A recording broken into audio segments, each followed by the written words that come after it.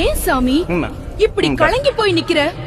உன் கண்ணுல வர்ற தண்ணிய பார்த்தா இந்த ஆத்தா என் மனசு தாங்குமா?